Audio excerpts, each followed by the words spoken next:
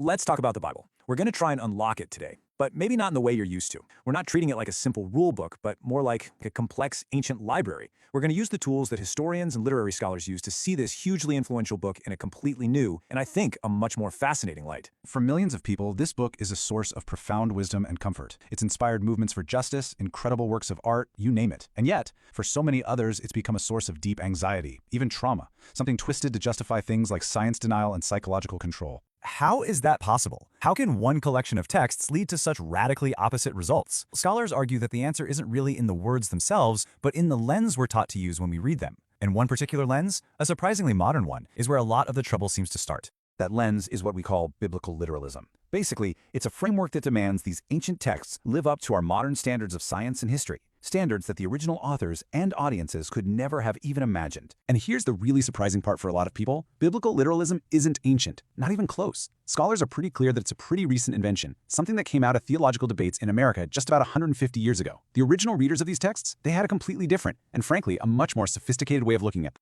So when you apply this modern lens to these ancient texts, you run into problems almost immediately, right? It forces a conflict between faith and science, it ignores mountains of archaeological evidence, and it just fundamentally misunderstands what these texts even are. It's kind of like trying to read a beautiful poem as if it were a lab report. And the result of that is just this constant state of intellectual and spiritual conflict. And the damage isn't just intellectual. Therapists are now identifying something called religious trauma syndrome, and it's real psychological harm. It's often caused by these high-control, fear-based religious environments that really depend on literalism to work. Think about it. When your entire worldview is built on an interpretation that constantly clashes with reality, any question, any doubt can feel like a personal attack, and that leaves you really vulnerable to manipulation and control.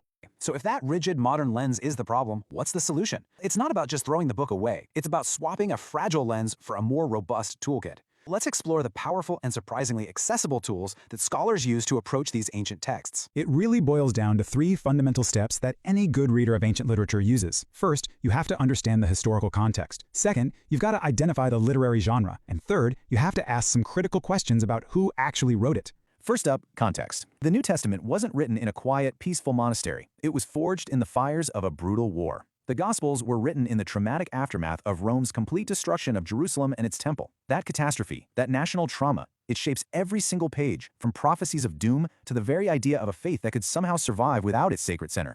Second tool, genre. Okay, take the Great Flood story. A literalist looks at that and sees a unique one-time historical event.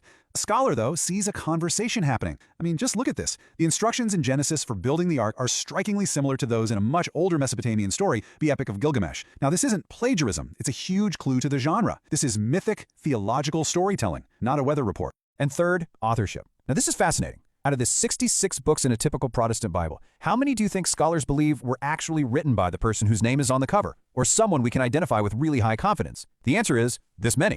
This reveals a crucial truth. Nearly the entire Bible is anonymous, or it's a composite work, edited and woven together over centuries. And why does this matter so much? Because it tells us these aren't the words of a single divine dictator. They are the collected wisdom, the stories, the debates of a whole community over hundreds and hundreds of years. This isn't one book, it's a library. So when you start applying this toolkit, context, genre, authorship, the entire experience of reading the Bible is just transformed. You move from this fragile, defensive posture to one of real resilience and genuine curiosity. That literal lens turns the Bible into a fragile house of cards, right? It's threatened by every new fossil, every new discovery. But the historical lens transforms it into a resilient library. Its ancient cosmology and its many conflicting voices, those aren't flaws to be explained away anymore. They become features, inviting us to understand its complex world on its own terms. And this is maybe the most powerful shift of all. For many people, this scholarly approach doesn't destroy their faith. It actually makes it stronger. It allows for a belief system that doesn't force you to deny what we know about the world from history, from science, from reason. It builds a foundation on honesty, not on denial. What's the ultimate payoff here? What happens when we trade that literalist lens for the scholar's toolkit and we learn to read these ancient texts with new eyes? Put simply, it's just a healthier way to read. It replaces fear with curiosity. It helps protect you against modern misinformation from people who misuse decontextualized verses. It allows faith and reason to live in the same mind without being at war with each other. And ultimately, it rescues these ancient texts from being distorted by modern demands they were never, ever meant to be. And that kind of brings us to our final thought. The Bible never claims to be a science textbook or a modern history book. What it claims to be is the story of a people wrestling with God, with meaning, and with their place in a really complicated world. What kind of wisdom might we find if we just stopped arguing about what it isn't and started really listening to what it is?